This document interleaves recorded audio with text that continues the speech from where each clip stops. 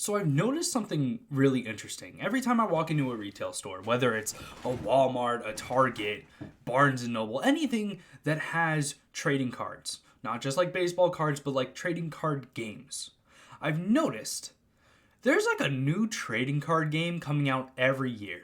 And with how many trading card games that are already out there, especially the big four, in my opinion, which is Pokemon, Magic the Gathering, Yu-Gi-Oh, and then this is an unpopular opinion of a fourth because I know it's too new, Lurana. I think it's probably going to end up being one of my personal big four, even though I haven't even touched it yet. But I want to look at those and I want to break them down into factors because I think for somebody starting out with trading card games, if you were to walk into a store and pick, you would have no clue. You would have no clue what is best for you, what you're looking for. So I want to break down these top four, in my opinion, into different categories. So here are the categories I laid out. If you ever see me looking down, it's because I'm looking at the sheet that I actually put all my information on.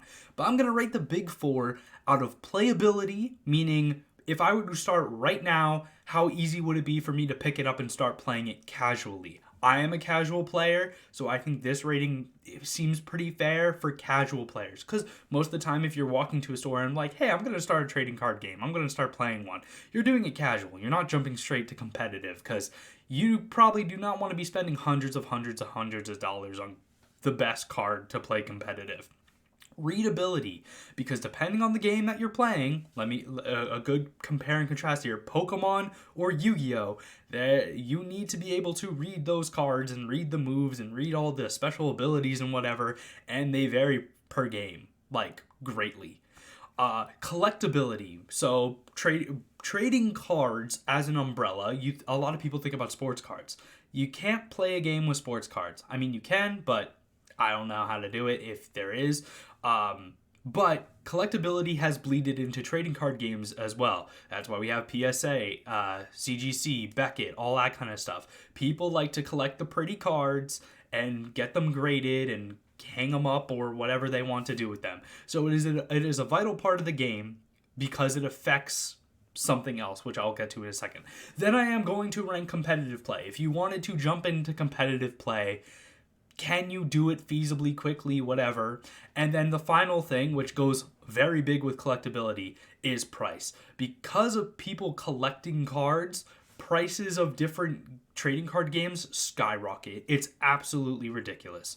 So let's just go straight into it. I'm going to go baby mode first. We're going to go Pokemon first.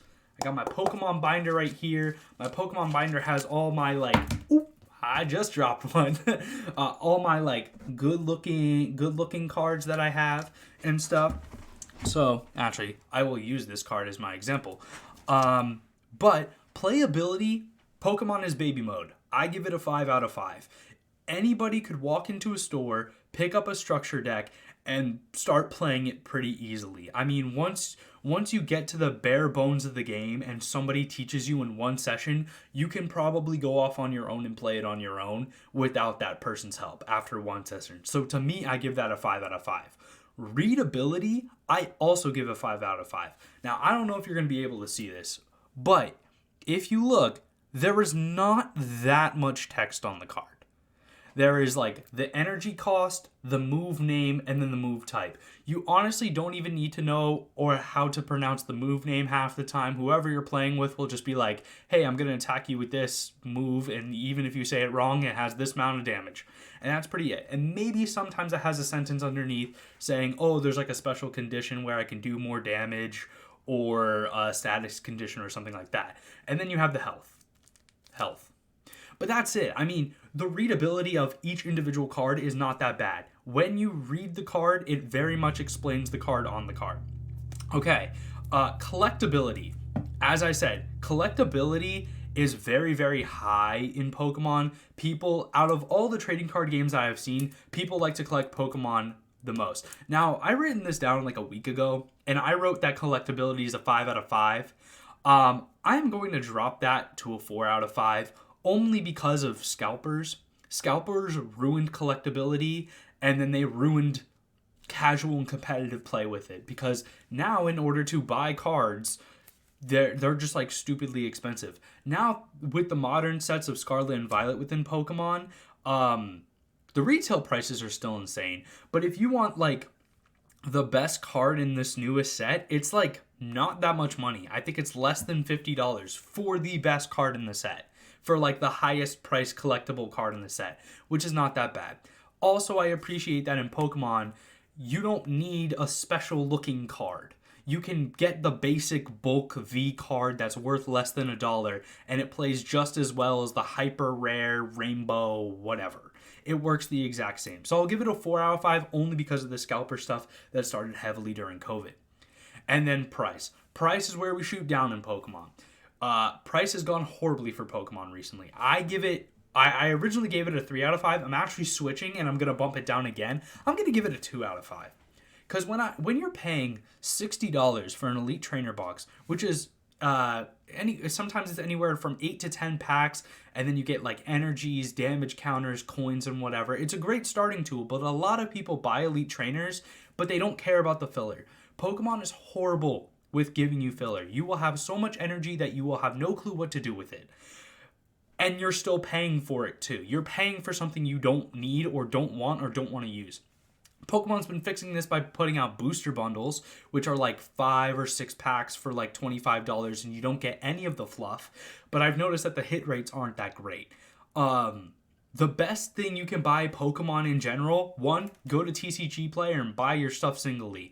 It will always be cheaper to never crack open a pack and just go and buy it on an external third-party website.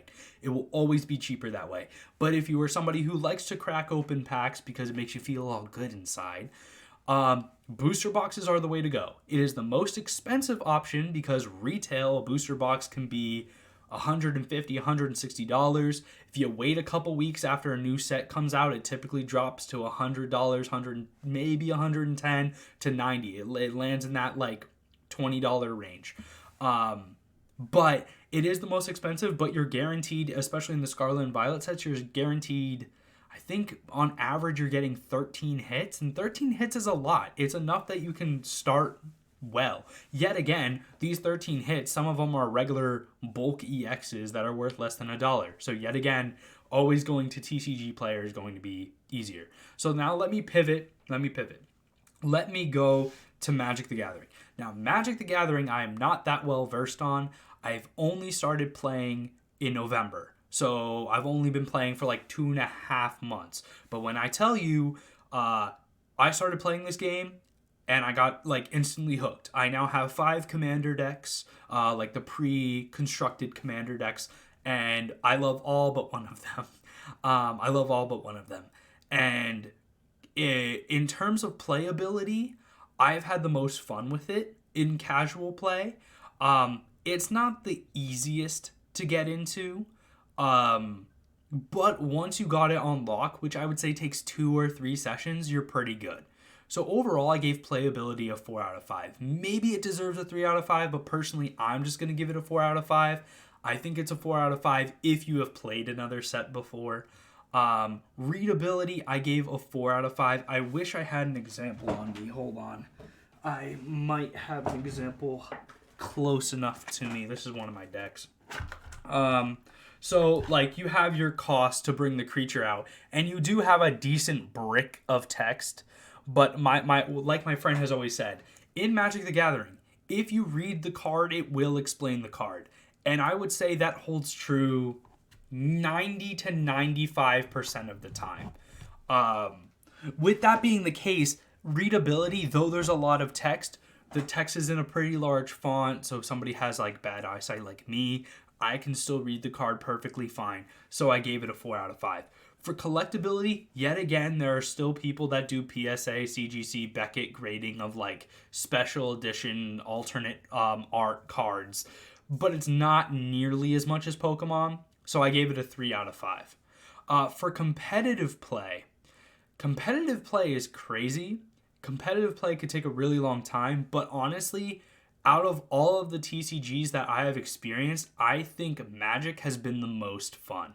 So I think in terms of competitive, I give it a 5 out of 5. I don't think there's something coming out anytime soon that's going to top it. Now, in terms of price, this might be a little crazy because I've been grading out of 5. I'm going to give it a 2 out of 5, which a lot of people might disagree with, because in order to get a structure deck, a pre-constructed deck, it is $60.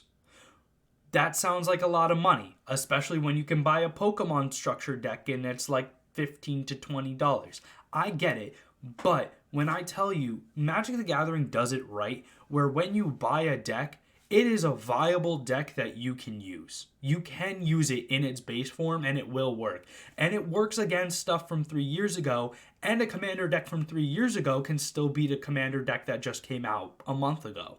So for $60, I know that price seems high, but when I can buy one structure deck that I really like and then never buy another structure deck, that price is not that bad. Also, when you're buying single cards, like there are a couple cards, especially when you're going for their alternate forms, that cost more, but even some of the alternate forms are less than $1. So overall, prices on individual cards are not that bad. Yet again, wouldn't buy set boosters, wouldn't buy draft boosters unless you're actually doing a draft, which I have done a draft before. I think it's pretty fun if you want to give it a shot. But overall, it's not too bad. If you want to do an entire draft on your own, it's like, it's 3 packs, so it's like you're in the neighborhood of $10 to $15 for a whole night of playing this game, which I think is pretty good. There's a lot of playability to Magic the Gathering. Okay, switching over to Yu-Gi-Oh! Yu-Gi-Oh! I didn't even write down a playability for Yu-Gi-Oh! I'm gonna give Yu-Gi-Oh! A playability of... I want to give it 1.5, but I'll be nice to it. I'll give it a 2 out of 5. The reason why is because you might see this a lot. It takes forever to set up a Yu-Gi-Oh game. Not that it's like shuffling your deck and getting started, but once you start turn one can last so long if you're serious about playing the game and you understand how to play the game remotely well. The playability, you are sitting there for possibly 2-3 minutes as somebody's setting up their turn, and then it's your turn. It's very back and forth. It's not very quick paced in my opinion. It is fun to like see how it all pans out, but just the time it takes in between turns, like in Magic the Gathering, you could do 6 turns by the time you do 1 turn in Yu-Gi-Oh! It is crazy how long it takes to do a turn in Yu-Gi-Oh! To like set everything up. Set everything up. Set everything up the way you want it to. Readability is the worst. Let me see if I can get an example. I do have a card right here. It's a smaller brick of text than Magic, but it really isn't. It's just because it's in a super, super, super small font. Like, I have a hard time reading this. My friend, who actually has good eyesight, has a hard time reading the card. So in terms of readability, it gets a 1. They spend like 80% of the card on the picture, which is fine. I like the pictures. I like the art. But it's taking away your ability to read and actually play the game. It hurts. So I give it a 1 out of 5. In terms of collectability, I mean, yet again, just like Magic, just like Pokemon, there is a big collectability to this game. But it's not nearly as much as the other two, so I gave it a 2 out of 5. For competitive play, I'm going to give it a 2.5 out of 5. It's completely down the road. Because if you want to take this game seriously, it doesn't cost a lot of money to take the game seriously, but once you're in it, it's like, I don't know, to me it's kind of brutal. And then price, I give it a 5 out of 5. It is genuinely the cheapest TCG in my opinion. Packs are, when you're buying packs, it's roughly the same, maybe a little less. But in terms of structure decks, like I have a lot of structure decks from Yu-Gi-Oh! And like for casual play, these structure decks are enough. And they're like $15 each. So to get started, to get going, the price is not bad at all. Unlike Pokemon, where Pokemon you have structure decks that are probably worth $15-$20, but like and they work, but they're not fun. You really need those other cards in there. These, you can play the game, and it is fun just with these structure decks. So in terms of price, I give it a 5 out of 5. Now, Lurana is one of the newest ones. I have never touched it. I've only heard things about it. So I'm probably going to ramble through this really fast because I really just don't have a lot to say because it's still too new and not enough people are creating decks, and there's not like locals, there's not like a league really yet. I mean, people are doing it, but there's no like official stuff. Playability, I gave it honestly, I really don't know. I am thinking about this now, and I really don't know if I can talk about it. It is just too new. I think there's only like 2 sets out at the moment. The first set sold out instantaneously because, yet again, you have Disney fans who just swooped them up because they want everything Disney, even if they don't play the game. And then you got people that are like, oh, this is a new TCG and it's going to go really well, so they just took it all. So it made it really hard for people to play because people took it. So in terms of like playing casually, playing competitively, it's low right now just because it's really hard to make a deck and start playing. So it's like a 2 out of 5 for both playability and competitiveness. Readability, it's a 5 out of 5. If you take a look of a picture of a card, it's not that hard to read. It's not that hard to understand. The collectability is a 1 out of 5. Like I said, there's only 2 sets, so there's not a lot of cards in circulation at the moment, and all of them are just being swooped up, so there really is no collectible value. I mean, yes, cards cost a lot, but that's only because there's none in the market to really get, so that's why it costs so much. Once they start pumping out cards, collectability might be a little bit better, but for somebody who wants to collect, it's so expensive to start. In my opinion, it is not worth it. And then for price, in an ideal world, it's not going to be a bad price. It's probably a 3 out of 5 or a 4 out of 5. But yet again, because there's just no stock right now, I gotta put it at a 2 out of 5. It's not that great. Now, I only mentioned 4 TCGs, and I've played 3 of them. Pokemon I've played for a really long time. YuGiOh I've played for about a year and a half. Magic I've only played for 3 months. Lurana I haven't played at all.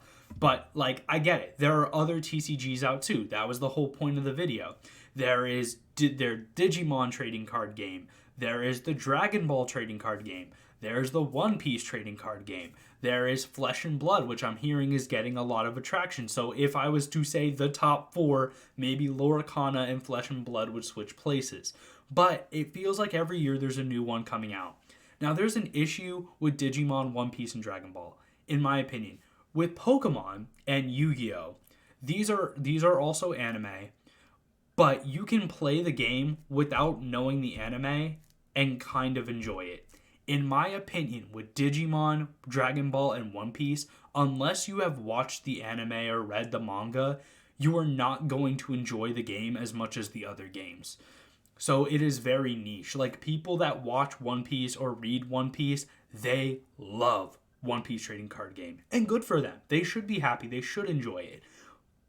But, like, for somebody who's never read a single chapter of One Piece, I could care less about the trading card game. I like Digimon. I've watched little pieces of it. Not enough to start playing that game. I have not watched Dragon Ball at all. Yet again, does not fuel me to play the game. And then Flesh and Blood I really can't talk about, even though I heard it's gaining popularity. But overall, I also do want to justify that, like, I am not the end-all be-all, of course, on what is right and what is wrong. Like I said, I've only played at most, like YuGiOh, I played for a year and a half, but it's been very casual play. Not to say I don't have cards. When it comes to cards, I got cards. I cannot show you how many Pokemon cards I have. It fills up an entire drawer in my room. And then I have this whole book filled with like special cards, and I still have to get another book to fill those special cards. With YuGiOh, I got all these structure decks. I have probably 7 of them. And then, hold on one second. I have this shoebox, and it is filled. Like, I mean, legitimately filled with cards. I have tried sorting them, but it's crazy. I got that as like a bulk liquidation thing at one time. I thought it was a good idea. Turns out it wasn't that great of an idea because I ended up getting like 40 of the same card, and I'm never going to need 40 of the same card. So whoopsie daisy, that's on me. And then in terms of Magic, I have my five Magic decks. I pulled one out before, and that's it. That's all I have, and I've really enjoyed it. And I like, unless there's another deck that strikes me and makes me want to get it, I honestly don't feel the compulsion of buying another deck, which to me is great for trading cards. If I can just buy one or two things and be able to play for the next 3 years, that's great.